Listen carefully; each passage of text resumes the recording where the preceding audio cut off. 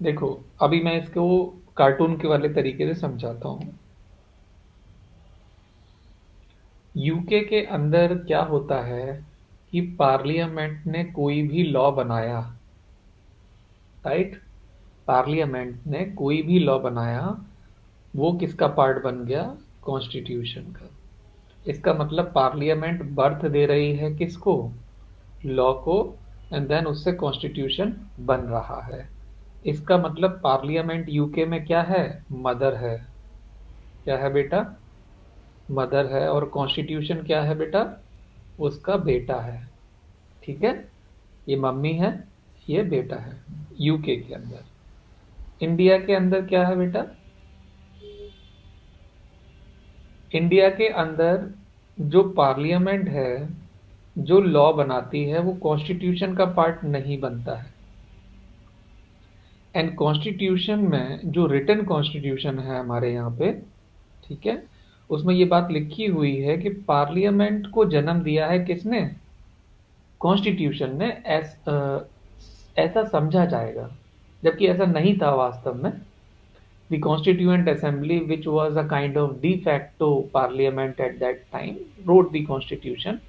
But constitutional supremacy is there in India. At the top, we have what? Constitution, not parliament. So here in India, the parliament is what? Daughter.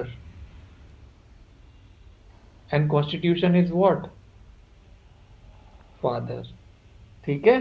Now technical line क्या आएगी यहाँ पे? India में क्या है? Constitution is supreme. Constitution is supreme.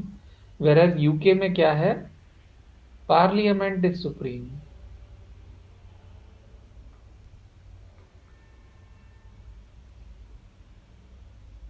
Right?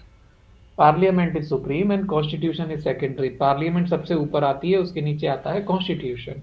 यहाँ पे क्या है कि सबसे ऊपर आता है कॉन्स्टिट्यूशन और उसके नीचे आती है क्या? पार्लियामेंट। तो ये दोनों एक दूसरे से रिलेशन में क्या हो गए? इनवर्सली प्रोपोर्शनल हो गए। इनवर्सली प्रोपोर्शनल जैसे फिजिक्स केमिस्ट्री में पढ़ते थे ना, जो इक्वेशंस न्यूमेरिकल्स वगैरह सॉल्व करते हैं, तो इनवर्सली प्रोपोर्शनल है। ये देखो, किताब में पढ़ के ना इतना इजीली समझ में नहीं आता है जो आपको यहाँ पे मैंने एक स्लाइड में समझा दिया है। आप कोशिश करके देख लेना। ठीक है? तो दैट वे इट इज। तो बस एक बात याद रखना कि इंडिया में पार्लियामेंट बेटी है, कॉन्स्टिट्यूशन पापा जी होते, and in UK it is the parliament which is मम्मी एंड कॉन्स्टिट्यूशन इज सन।